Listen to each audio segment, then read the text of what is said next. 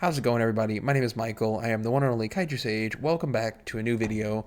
We're going to be discussing and taking a second look at the Path of Exile reveal livestream. I watched it once while it was live, but I was watching it with my brother and just having a good time, enjoying watching the entire reveal and just seeing everything for myself, kind of initially brainstorming, getting the like, oh, let's go. But I still want to go back through this again and take a more detailed look and just look at it, talk about my thoughts on, oh, this seems great, this seems less great, but talk about the ups and downs of it all. I say let's just go through it.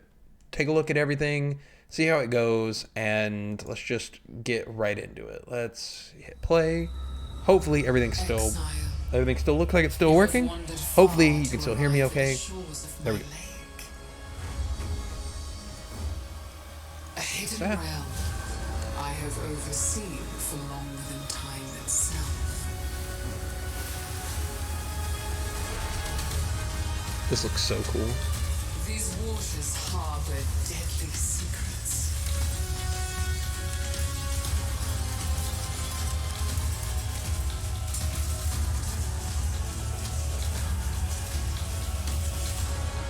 I love the... Is reflected. Okay, right here. Let me get it where it's not on a menu. Right here, you can see, do I have my cursor showing? I don't believe I have my cursor showing. That's okay. I'm not going to worry about it. Right here on screen, you can see that it has this chain going, and you can see in the bottom left corner, that's going to be the entrance. It has a little door, and that's how it's going to start. And they talked about it later on in the video and in the Q&A a little bit.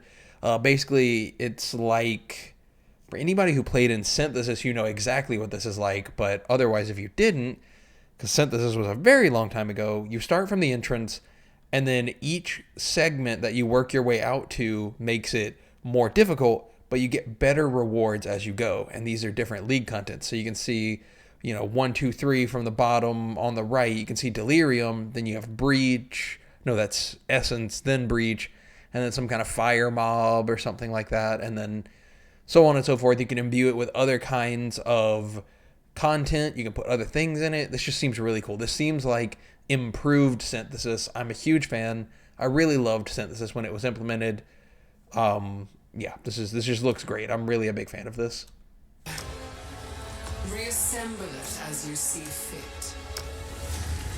You can shift the water around. Yep. Distorts reality. Legion. Yep. Delirium. Beware the image that strikes back.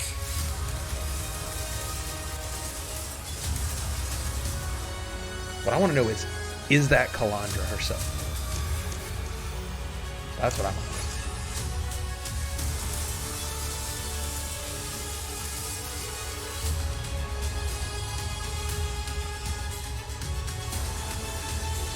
The uniques are pretty cool. The Trickster rework is pretty good. It's pretty good. I'm a fan.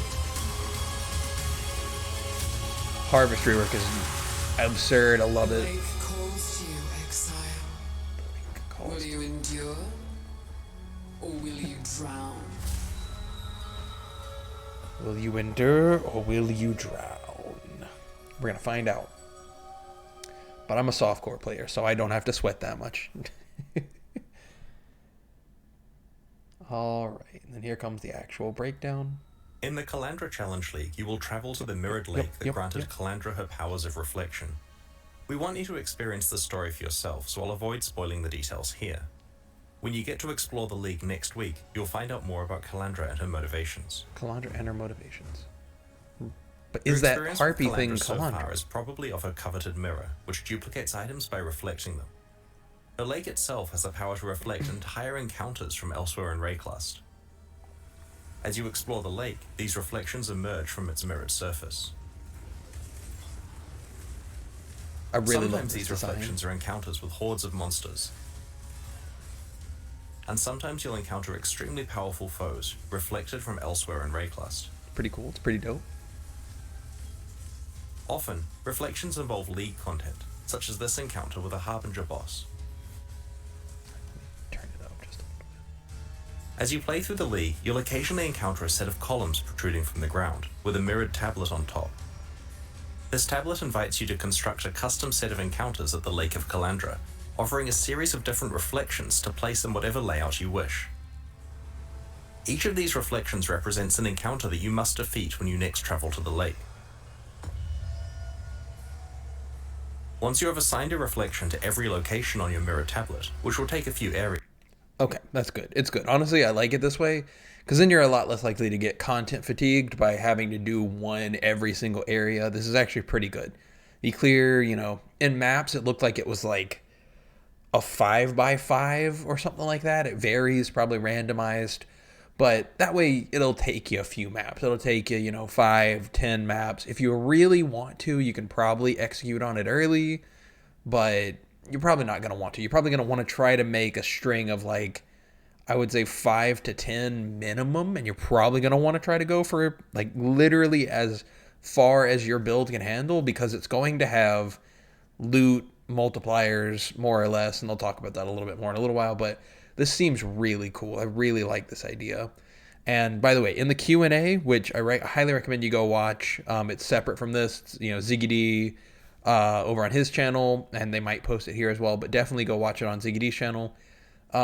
They talked about that during the leveling process, you will not be able to turn these into an item, but in maps you can.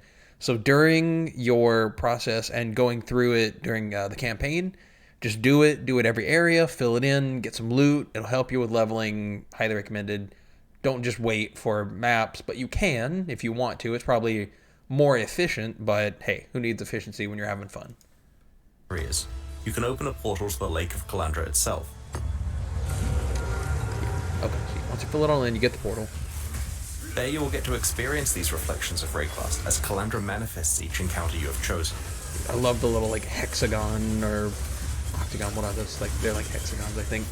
But as you push farther out onto the lake-shrouded waters, you will find each encounter to be more difficult, but more rewarding. This difficulty value counts up by 1 for each location away from the entrance the encounter is. Right. Players wanting the best rewards will try to engineer tablets that have long, windy strings of encounters, reaching very high difficulty values by the end. I miss doing this stuff to do in this, synthesis. there are occasional options that can be chosen which allow you to move and swap the entrance, reflections, and water tiles on the tablet. Additionally, as you progress through the league, you'll be able to unlock special abilities that let you... Yeah, hold on. So what is this? This is 1, 2, 3, 4, 5. 1, 2, 3, 4. So a 5x4. So the absolute maximum you could do would be a 20 pather if you put the door in a corner and then go down in rows or across in rows. You could do a 20 pather in whatever tier of map this is. I'm going to assume it's probably going to peak out at 30 in T16s. And just based off this UI, but they could always expand it more in the actual live launch. This is just the demo. You manipulate the options you have available on each tablet. If you don't like any of the choices available to you, you can earn the ability to skip picking one entirely. You can skip, reroll, or delete a choice. The next ability is even stronger. It lets you re-roll the list of options so that you can immediately pick another one. Right. Finally, you can earn the ability to exile a choice entirely. For the rest of this tablet, that choice will no longer appear. Once you reach maps, you'll be able to itemize your mirrored tablets so that they don't have to be played immediately. Wait, what did that say? Hold on. Be able to item... Defeat packs of Undying. Oh, never mind. Sorry, that's just a type of monster. Your mirrored tablets so that they don't have to be when played I saw Undying, it had me a little concerned. I was a little worried whenever I see the word Undying. I love this. You can turn it into an itemized version, so it'll be tradable. If you make a really, really, really juicy one, especially one that you can't run, but you might be able to sell it. I think. As you visit Wait, the lake, did they say they're tradable? Have to be played immediately. They can be stored for later or traded with other players. Yeah, okay, tradable. Yep. Good. Perfect. As you visit the Lake of Calandra to attempt your mirrored tablets, there are many types of rewards you can find. Essences, nice. An encounter that is based on a past league implicitly grants the rewards from that league, but with extra juice so that you're not missing out on bonuses you'd have obtained if your Atlas tree applied to the lake. Other encounters that aren't based on past leagues generally yield a reward chest that rises out of the lake when you complete the encounter. Ooh. I missed that Certain part. reflections They grant didn't you show access them to a opening new it. variation on rare items, exclusive to the Calandra Challenge League. When you complete the encounter, you'll get access to some reflecting mist, This which is presents so you with a cool. difficult choice. It generates a Look at that. Look at that. Now, you're probably looking at this and going, minus dexterity, minus max ES. That's rough. It is. But conversely, look at that minus 70 lightning res. You know what item that's great on? Doriani's prototype. Excuse me. Doriani's prototype is going to make hella use of this. This is sick. Oh my gosh, this is sick. And I can't wait to see what other crazy combinations people like Empyrean and their group and everything makes. These are going to make some crazy with an items. unusual set of mods. Some are very high, and some are very negative, which hurt your character. It's mostly the The item doubling is then effect. duplicated, with a reflected copy having inverse mods. Negative ones are now positive, and vice versa. They'll talk about it in a second. Hang on. But you can tell, I mean, it's The 70 amount that all lightning of these res. mods are scaled up by is based on the difficulty of the encounter you just completed. Right. You may only pick one of these items to keep. And do keep in mind, those are mirrored, so you can't do anything else to them. Once you have a mirrored item, you cannot corrupt it, you cannot change it. So do keep in mind, a mirrored item is locked in. It'll often be a tough choice, with each item having its own strong pros and cons. But sometimes, you'll be offered an item where the negative mods aren't downsides for your build, and the juiced up positive mods are very attractive. 136 max life on a ring, and plus 77 cold res, and 105 strength. That is just... This basically just effectively doubled the positive modifiers on this item. This is absolutely absurd. I don't even... These are going to make some insane items, and they're already mirrored, so you can't really make it a mirror tier item, but these are going to make some absurd expensive items. I am very confident. Strength stackers, int There are also stackers, some or special new anything, jewelry get base ready, types that dude. you This can is your rarely league. receive This from is this time. process. One rare and difficult encounter rewards you with an advanced version of this crafting process. It allows you to bring your own ring or amulet, This terrifies distorting me. and reflecting it with the same process described before. I will not be using this, but The mods are scaled up in value and some are randomly negated. look at that, 178 The max reflected copy life, has the inverse set of negations. -2 to It all will certainly be fires. tempting to gamble with some of your best jewelry to try to double the values that There's really matter no for your way. build and negate the ones you don't care about. Oh gosh, this terrifies me. But If it's you're so very good. lucky, you may find a special League exclusive unique ring at the lake. Calandra's touch mirrors the effect of your other ring. Cool item. Great if you only The want 2 Calandra Challenge rares League of has some something kind. for everyone. It's an out-of-area combat league where you build your own sequences of encounters. It lets you fully dictate your desired level of risk and reward and fully customize what content you play. It features a powerful crafting system, valuable rewards, and offers a glimpse into the lore of one of Path of Exile's most iconic characters. We can't wait to play it with you next week. Sick, dude. In It looks every like such a expansion good leading league. up to I'm Path so of Exile excited. 2's release, we'll be improving Path of Exile's endgame with new content to explore Oh, and new yes, ways to let's go. Tell me customize your endgame experience. In the Lake of Calandra expansion, we're introducing Atlas Memories. Right. They aren't a Okay. League feature, they're part of the core game, affecting standard and persisting once the Calandra League has ended. This is so cool. I love this too. In maps, you'll very rarely find a memory item, which represents a set of memories that an NPC has about their past. Something special happened to them while exploring maps, and you're able to experience those events for yourself. I level 95. Let's have a look at a couple of examples. In this Atlas memory, Kirik tells you about the time that he stumbled across a staging ground for a Harbinger invasion I'm of so Raycross. excited. I love Each successive map this you play in idea, the this sequence flavor has is more so and more sick. Harbinger portals and invaders that you must deal with. Yeah. Right. This is a memory of Nikos, where he entered a sequence of maps that were entirely consumed by permanent breaches, Entirely like a breach breach maps? lord's Awesome. domain. He survived to talk about it, but will you? Right-click a memory and apply it to a completed map on your atlas. Yep. It'll mark Oh, out right, a it has series to of be- adjacent maps that the It has to be a completed map. Okay, but that doesn't mean the bonus objective has to be completed. It just has to be you have run the map at least once. atlas memory will span. And then it randomly picks a path When you and then next talk follows to the it down. relevant NPC in your hideout, they'll tell you about their recollections and will allow you to start exploring the memory. Each map in the sequence is provided for free by the NPC. Each map in the sequence is provided for free.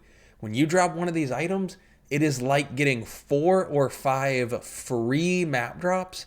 Now, it is a little worse than getting just 5 raw map drops, and in some ways, because it's not your Atlas tree, but they said that they're going to be basically replacing it with like powerful modifiers and stuff, so it'll still feel good and worth doing. And again, it's like 4 or 5 free maps. You can just slap it on a T16 up at the top, and then it'll path along to other T16s more than likely.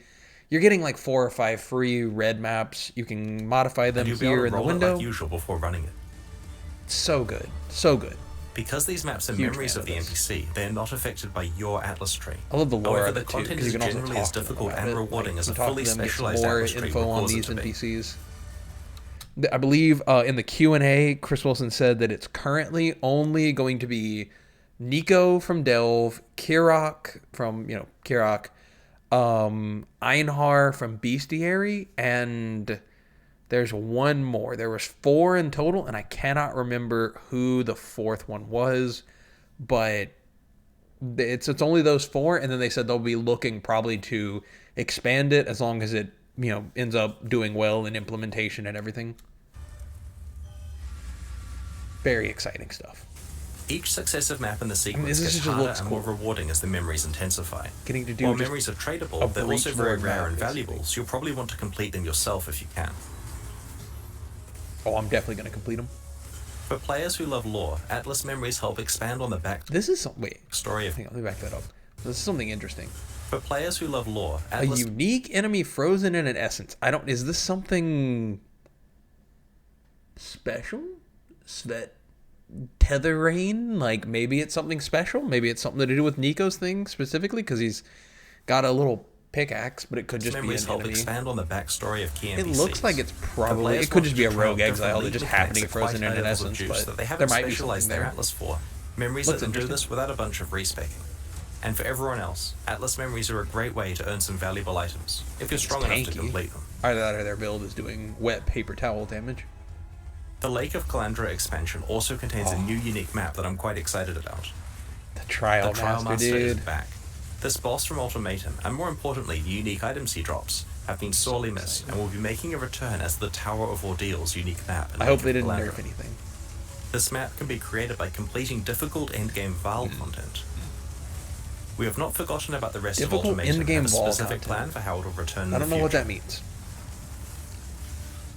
Whenever we're Probably, improving if I had to assume, you're going to be doing Uber at Ziri, and you're probably going to be doing... I would assume it's Uber at Ziri, and there might be a couple of other things that they've added, or just higher-end Vol side areas.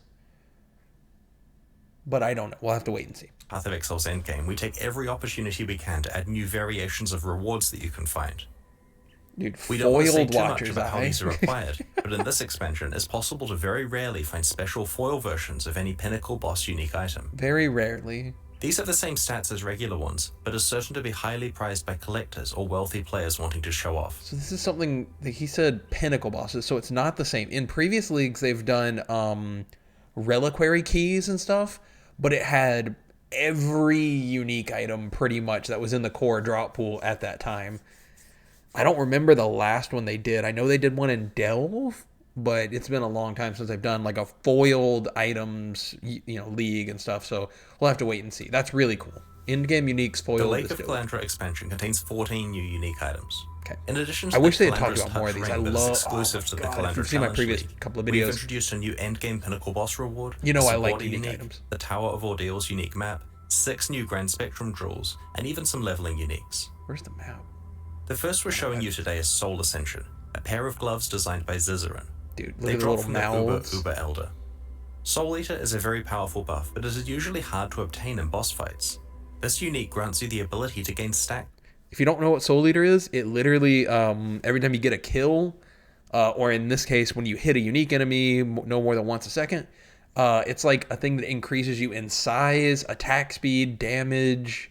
I believe it has something else to it, but I know size, attack speed, and damage. You get a stacking buff, and every time you get a soul, it just stacks up. This is really, really cool.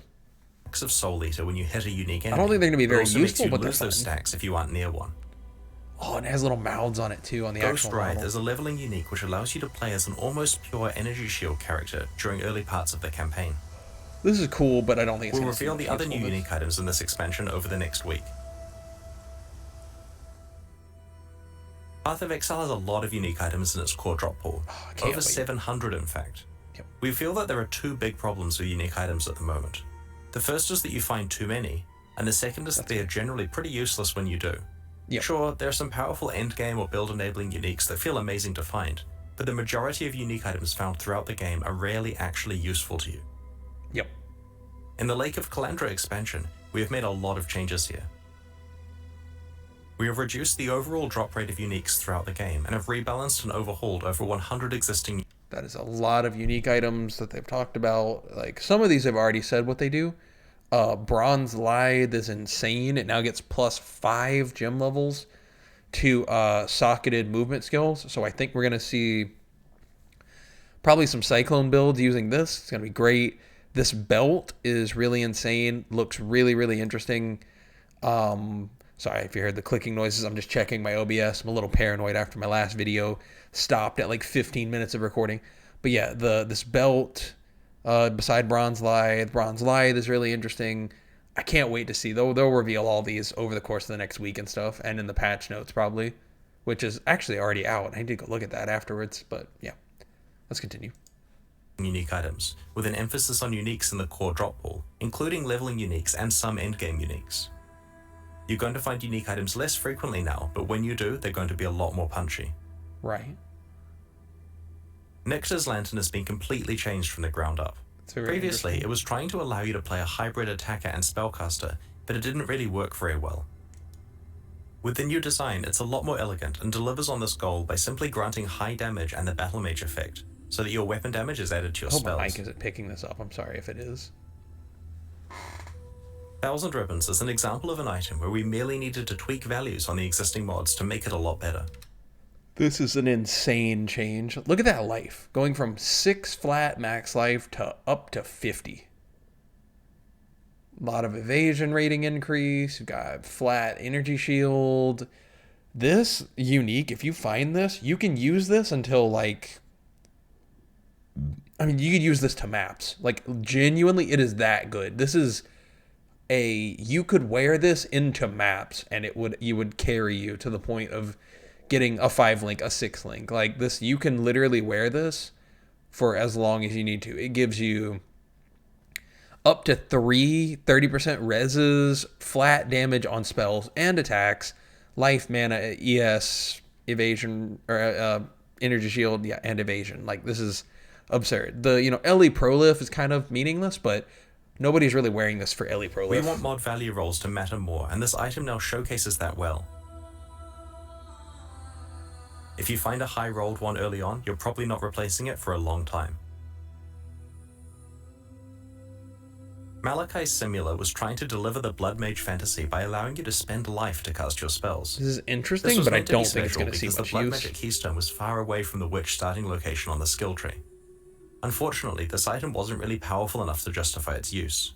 It has now been overhauled, and alongside Blood Magic, it grants a powerful multiplicative damage boost. Chance for spells to deal 20% damage, or 20% chance for spells to do double damage is big, but you have to spend your life in order to do it, so there might be some shenanigans here.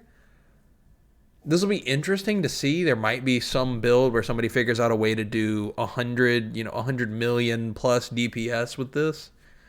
We'll have to wait and see. This is really cool. I'll let somebody else toy around with this more than likely, though, because I'm not a big fan of spend your life in order to cast spells. With over 100 uniques rebalanced in this way, your play experience is now punctuated by quite large bursts of power when you find one. We'll continue to examine the power level and rarity of more unique items in subsequent expansions. The Lake of Calandra expansion includes 3 new skill gems and 1 new support gem. These are interesting, but I don't know how useful they're actually going to be. Igniting or poisoning the marked target creates burning or caustic ground underneath them, based on the damage of the strongest ignite or poison on the enemy. This one right here. Alchemist Mark with Poisonous Concoction. I'm telling you right now, it's gonna absolutely slap. My brother was watching this. He immediately lit up, saw this, and was like, I am playing Poisonous Concoction. And then I told him, I was like, wait a second. Look up, is Poisonous Concoction an attack? He looked it up. It has the attack tag. So you can use mark on hit support with this. So anytime you hit a rare or unique, you're going to auto mark a rare or unique enemy. You get this for free. It's just more damage on an already really, really strong skill. Poisonous Concoction is still absurdly strong. They have not really nerfed it or changed it that much. This is going to be insane. Unless the patch notes are, which I haven't looked at yet, but I hope I don't eat my words on this. If it is still really strong and they didn't literally cut the damage in half, this is going to be an absurd combo with mark on hit support. The damage of the ground effects also scales with Curse and Mark effect, providing a non-standard way to scale your build's damage. Hitting the marked target also refills some of your flask charges. Sick. This new skill opens up an extra source of damage for Ignite or Poison-focused characters, especially for Ignite builds that want an alternative to Flame Surge, or Poison builds that cause fewer, higher damage poisons. So literally they said restores flask charges. That lends even more credence to giving you more health flask charges to use a stronger Poisonous Concoction. Because if you recall, Poisonous Concoction consumes your health flasks in order to empower itself. Great. Like it's just, it feeds itself. This high-level build uses Flame Blast, with 100% of the damage converted to Chaos, to inflict huge poisons on enemies. This is a cool build. When Alchemist Mark is cast on an enemy first, that enemy drops Caustic Ground when it's poisoned, scaled by those big Flame Blast poison hits, melting everything into a puddle. Absolutely insane. Looks great, but... Galvanic Field is a new shock-themed spell. When used, you gain a buff, granting a small bonus chance to shock. When you next shock an enemy, the buff is consumed and the enemy becomes energized, repeatedly zapping themselves and nearby targets. All of these next skills that they talk about are shock related. Excuse me. All of these are shock related, and I'm a fan of the theory. I love the flavor of being a lightning based shocking monstrosity. I don't know how it's actually going to work in practice. A lot like Ball Lightning. If the energized enemy dies, then the energy sits at their location and continues to zap things. Yeah, if this prolift, it'd be insane. Galvanic Field's area of effect and zap damage scale with the strength of the shock on the target. While Galvanic Field is great for any build that shocks, you can even fully build around it, and use a skill with increased shock effectiveness, like Arc, to shock enemies and kill them with a ball of death. Great. This Lightning Conduit is another new shock-themed spell. Lightning Conduit? A wave propagates out from the target location, causing lightning bolts to strike all shocked enemies in a large area. This has a real chance. The damage is scaled by the strength of the shock on each enemy. Lightning Conduit cannot itself shock and won't hit non-shocked enemies at all, so the challenge with this skill is to find a way to consistently apply powerful shocks to your targets to make the most of Lightning Conduit's high damage potential and area of effect.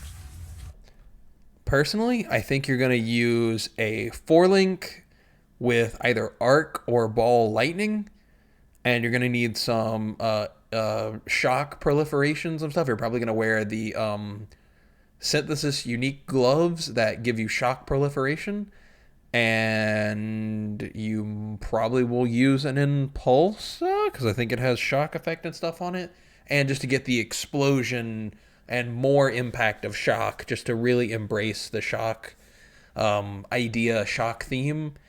But yeah, you need to apply your shocks. The one thing I will caution anybody who's looking at this on, my brother looked at the website, and it has penalties to if it is triggered.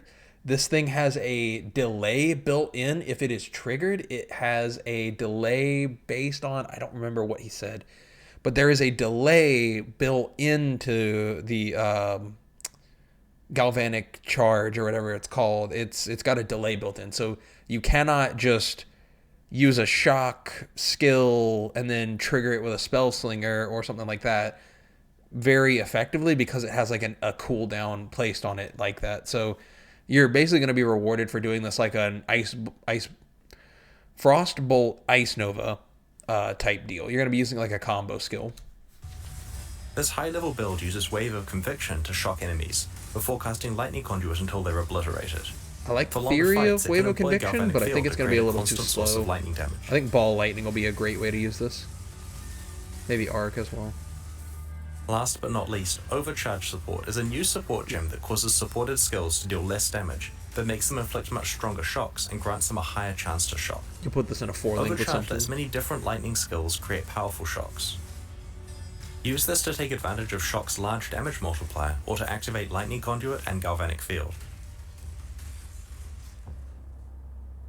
As Path of Exile expands, we often revisit previous leagues, reworking them so they stay relevant and engaging. In Lake of Calandra, we are targeting 3 such leagues, Arch Nemesis, Beyond, and Harvest. Oh yes. The larger context here is that we've been instant re-examining night. what role rare and magic monsters have in Path of Exile. The introduction of Arch Nemesis modifiers as the monster mod pool prompted quite a lot of discussion about how often you should encounter rare and magic monsters, how difficult they should be to kill, and how rewarding their death should be. Yep. Previously, League content made fights hard by spawning a lot of rare monsters. A whole lot. In some cases 6 to 8 times the normal rate of rare monsters.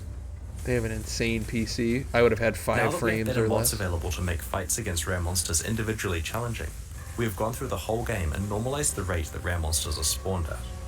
Some leagues had quite large reductions in spawn rate. This is nice. You won't encounter situations with dozens of rare monsters on screen at once anymore.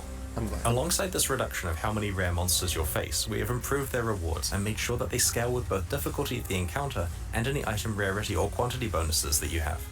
This makes me really happy because I mean, we all know screen clutter in Path of Exile, like, it's the age-old meme, but it really is a problem, and this will hopefully give a little bit more weight. You'll be able to see a rare, and if something is a threat, and it's an actual threat, you can be like, oh, it's that rare over there that's killing me, not just, oh my god, I just literally got my ass eaten by 50 rare mobs and I have no idea what just happened to me. This should help with visual clarity somewhat and give more weight to the rares, hopefully. I hope they said they increased the quantity and rarity of items. I hope they did enough. I really do. I really hope they are like checking themselves. They need to make sure that this is proportional, that it still drops well, because otherwise the community will be very upset. During the campaign, you'll only encounter 1 and 2 mod rare monsters. Very good chance. The 2 mod encounters are a bit harder and have better drops. Good, very good. In maps, you'll stop encountering 1 mod rare monsters entirely. That's fine. We'll mostly encounter 2 and 3 mod rare monsters. Okay. It'll also be possible to encounter 4 mod rare monsters again.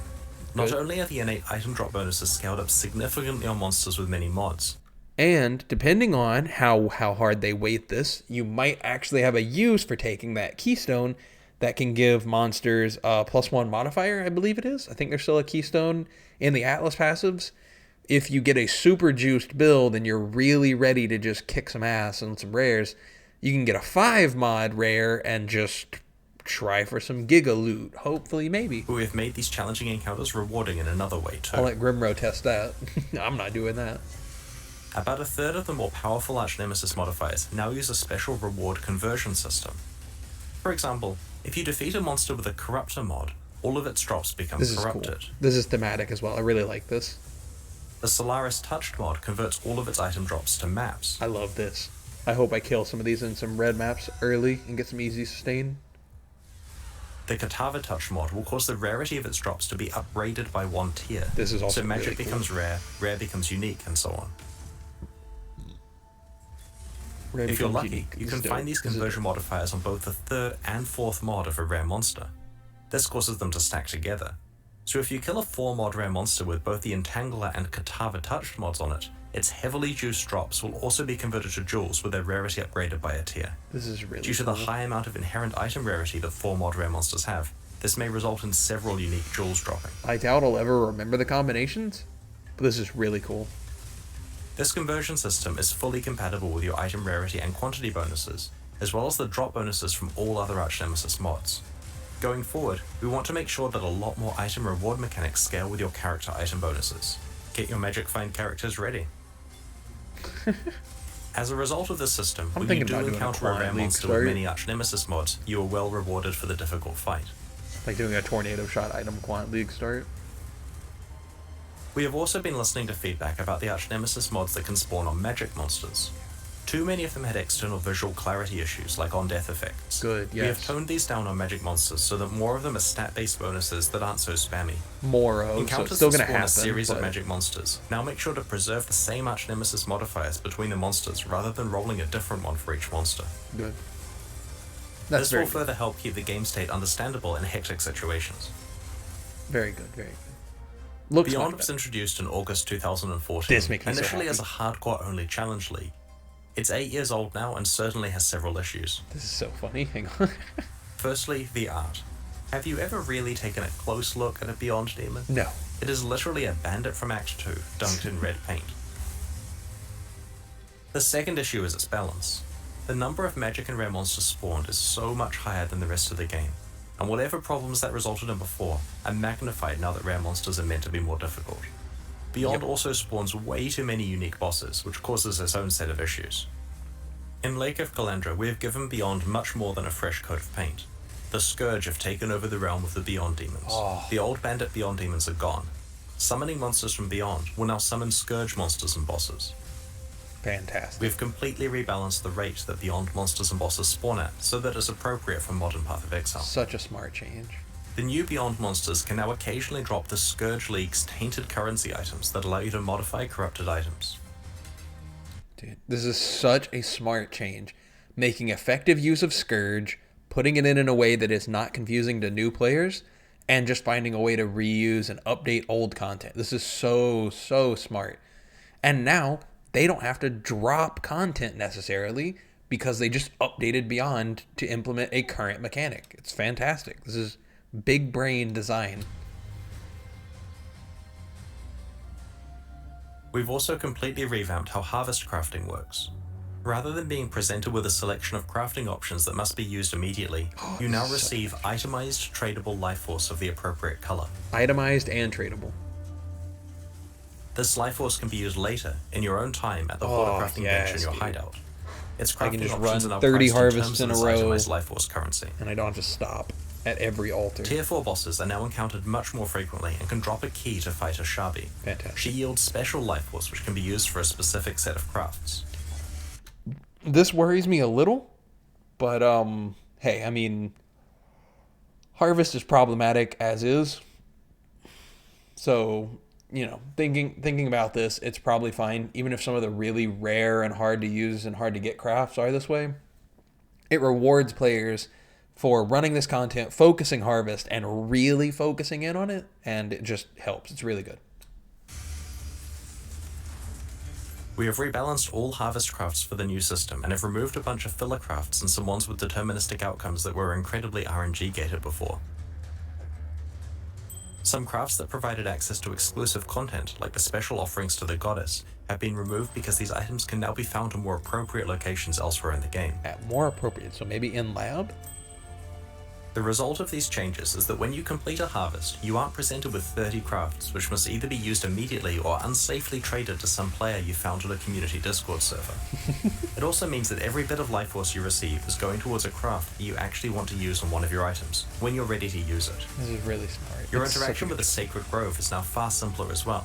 Just enter, pick your plots, defeat the monsters, and get on with your mapping.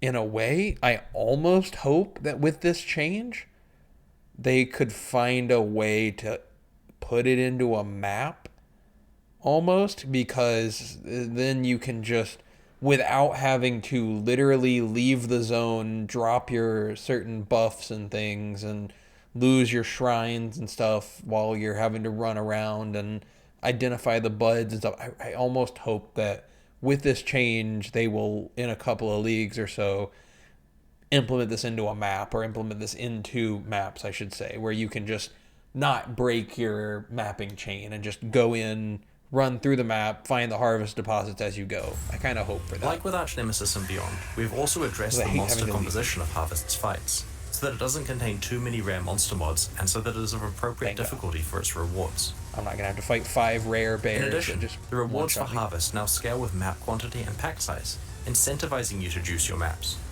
Very good, very good. Previously, the crafts you received were not scaled up at all if you played a harder map.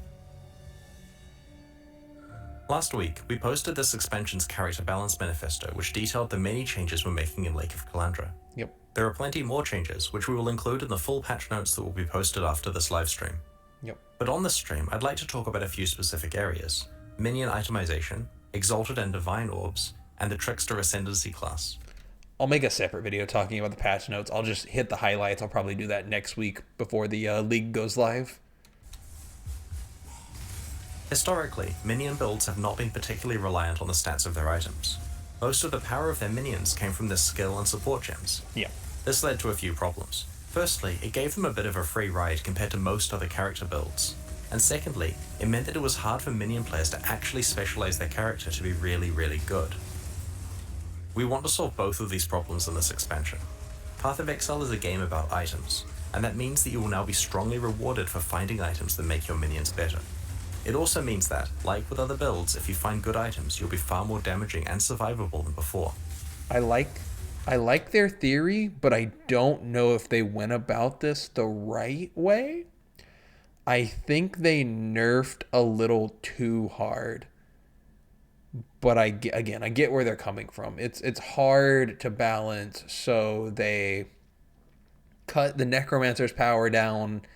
They cut the minion power down overall from certain items, and now depending on where you can find +1 to like minion gems and stuff, it matters. It'll be more impactful. You can scale more minion-based stats overall because you have 2 rings, shields, wand, helmet, specifically for this. So hopefully it'll equalize out. We described a variety of minion Definitely changes won't in be last as week's easy. character balance manifesto.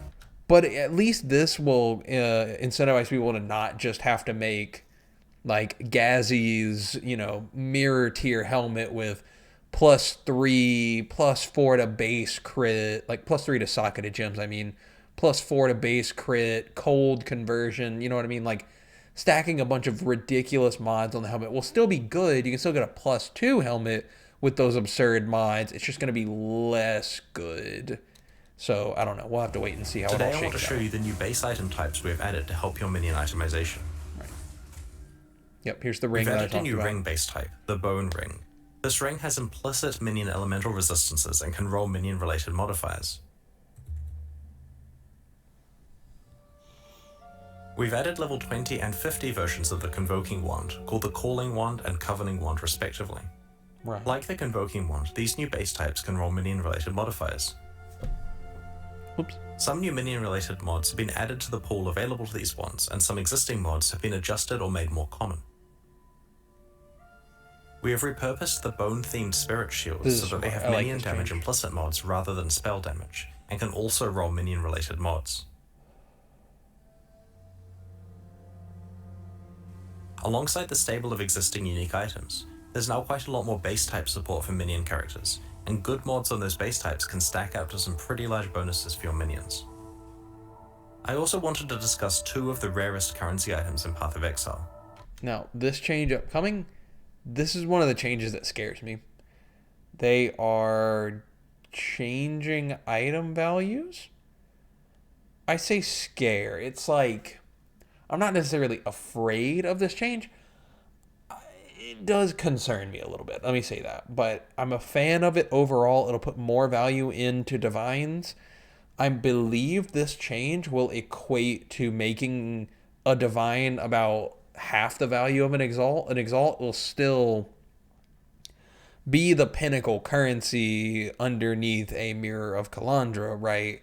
But I think a divine will now be worth half the value. So 1 exalt for 2 divines, probably. You'll see after he talks about the changes. Divine Orbs and Exalted Orbs. These actually have the same drop rate, but Exalted Orbs are worth so much more in trade because there's no easy vendor recipe for them, and because they're consumed when you craft certain meta mods onto items. Maybe make a vendor recipe for exalt. Maybe. Out of these 2 currency Just items, kidding. we would actually Kind of prefer is. the Divine Orb effect to be rarer, so that unique items with good rolls matter more, and so that players can exalt craft their items more frequently. Yeah, maybe. We are making 2 changes that will impact this. Firstly, we are changing the cost of crafting meta mods so that they cost Divine Orbs rather than Exalted Orbs. This is a cool change.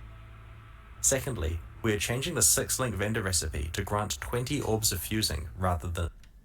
I really hate this, and I think this should be like 50, 100 fusings. This should be more than...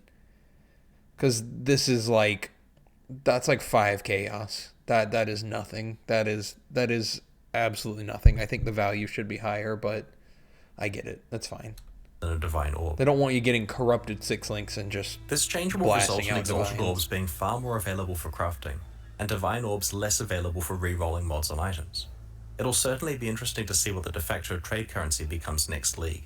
They know. Next, I'd like to talk about the Trickster Ascendancy class. Trickster. We haven't been happy with the state of this Ascendancy class recently. Me either. While it used to be quite powerful, we moved its defining feature, Ghost Dance, onto the main passive skill tree.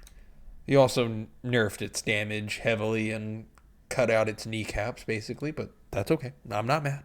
It's fine. Had to be done. Since then, it has had a confused identity and hasn't met the power level of the other Ascendancy classes. Yep. In this expansion, we have reworked the Trickster with a focus on establishing thematically appropriate defenses and ways to manipulate speed. I'm gonna make probably an entire video or something talking about the Trickster Ascendancy and some like theories and stuff, or maybe I'll just save it for a build later or something, but Trickster looks really good. One step ahead allows the Trickster to manipulate time in an interesting way. Enemies are slower than normal and cannot have their action speed raised above this value. Action speed, so it's literally like hitting them with temp chains.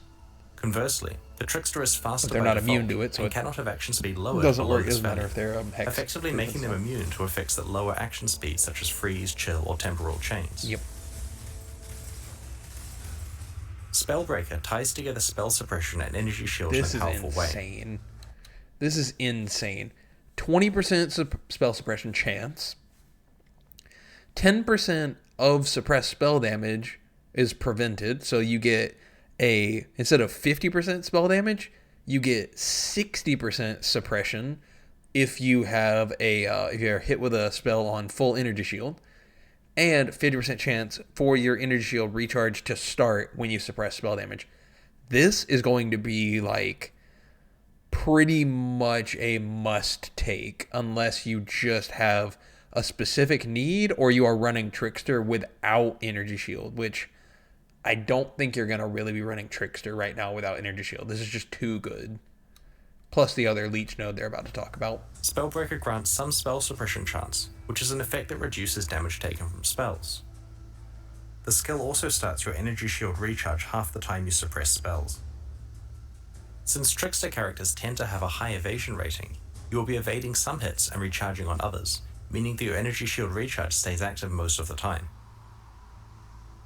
Spellbreaker also further improves defenses by reducing the damage you take from suppressed spells while on full energy shield. Very nice. It's very cool. For those that want a different way to recover energy shield, the powerful Soul Drinker notable passive is no longer exclusive to forbidden jewels from the Uber-Searing Exarch and Eater of Worlds. Any Trickster can now allocate this skill. Oh, they moved it. Okay. No longer exclusive. That's provides really more bonus damage, life, mana, and energy shield. This is insane. This is going to be taken no matter what Trickster thing you go. Like, no matter what build you go, you're going to take this. Because this is probably getting nerfed after this league. They're probably going to have to turn that down to, like, 0.5 life, energy shield, and mana on kill. Because... I mean, think about it. You get a life mastery, a mana mastery pretty easily. You get a evasion rating. You get a aura. You get some kind of, if you're doing a dot build or any kind, one kind of your damage source. And then like a spell, something else, an attack based one. You can easily get like 5 to 8 different kinds of masteries pretty easily. And assume you get 10, right? 10 is kind of pushing it a little bit. Assume you get 10 different types of masteries. You are talking about 30% more damage. That is a whole support gem. You're talking about 10% life on kill for energy shield, mana, and life from one Ascendancy notable. This is getting absolutely nerfed after this league. I can feel it in my Shield on bones, kill for dude. each There's different no type of shot this mastery you've lives allocated. through this whole league, or It after this reinforces league. I the mean, idea of a trickster being a jack of all trades, and will lead to interesting decisions when planning your passive tree. even if you only do 5 unique types of different types of mastery, like that's still 15% more damage and 5% life, mana, and ES sustain. It's Trying to fit crazy. in as many different types of masteries as possible. Overall, the new Trickster is intended to be the Shadow's answer to the Champion, but faster. He should be an exciting option for players who want to get a lot of evasion, energy shield, and recovery out of their Ascendancy class while still being able to melt enemies. It's very cool. It's thematically cool. I like it. Alongside today's And that's where I'm going to stop it. If you want to see the rest of it, or if you want to just watch the rest of the video without my commentary and my, my stupid mug over all this. So, I'll link the video description in, I'll link this video in the description so you can watch the original without my face talking and everything. And if you want to see the, supporter packs and stuff, you can watch it yourself. They're really cool. I really like them. Yeah, if you enjoyed, thank you so much for watching. I really appreciate you being here. Leave a like, subscribe if you're new here, and comment down below what you are most excited for in this upcoming league. And I will see you all sometime. I think Sunday I'm going to be posting another video, so I hope to see you there. Have a great day.